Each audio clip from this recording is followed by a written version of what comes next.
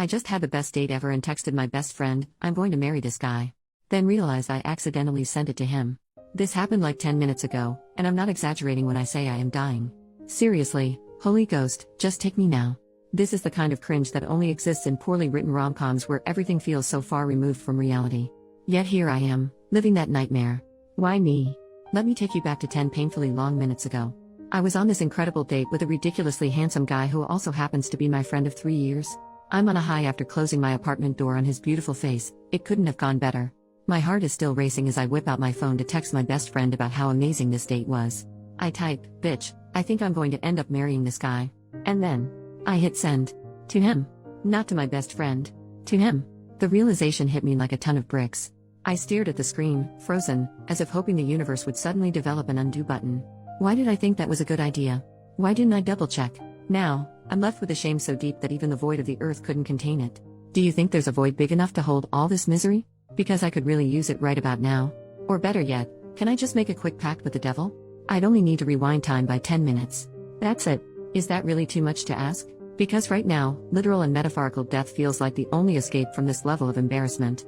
I'm sprawled across the floor of my library, staring blankly at the ceiling. There's a good chance I might stay here forever. This is where I live now, in a perpetual state of mortification.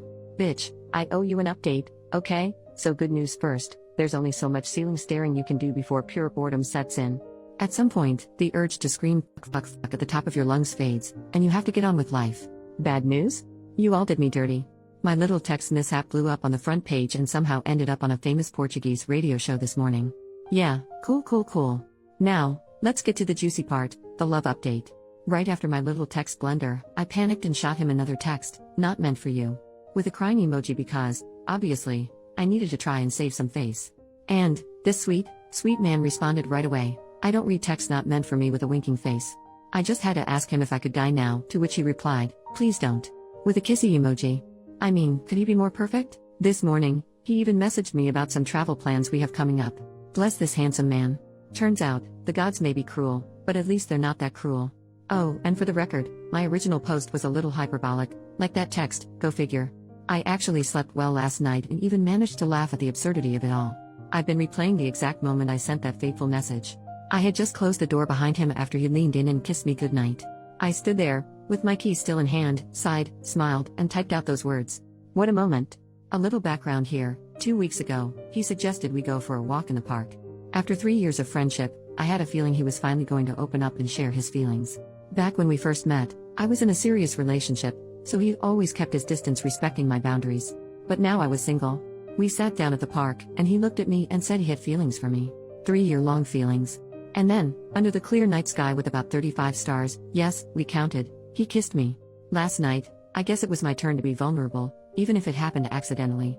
Suddenly I kind of understand Ted from How I Met Your Mother. He was always the guy I wanted to throw my shoe at, but now, I get it. Oh, and just to clarify, when I said I was in the library, I didn't mean some Jane Austen-esque space. I'm a New Yorker. Space is a luxury I don't exactly have. Growing up as a child refugee in deep poverty, my dream was to one day own enough books to fill a dedicated spot in my home.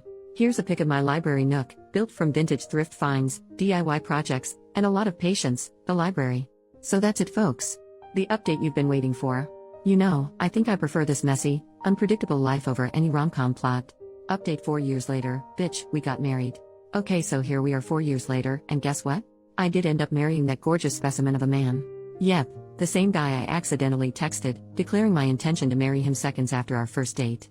I still remember fumbling with my keys at the door, trying to text my best friend while locking up, only to end up sprawled across my library floor, wishing it would swallow me whole. And now, I'm his wife. Life, what even are you? I thought I'd give you all an update since, in a way, you were with me through the chaos. Your hilarious comments and shared cringe stories helped me pull myself together that night and not succumb to ultimate embarrassment. And now, 3 years of pure joy later, he's still the dreamiest, kindest guy I could ever ask for. So yeah, it was kids. That's how I met your father after all.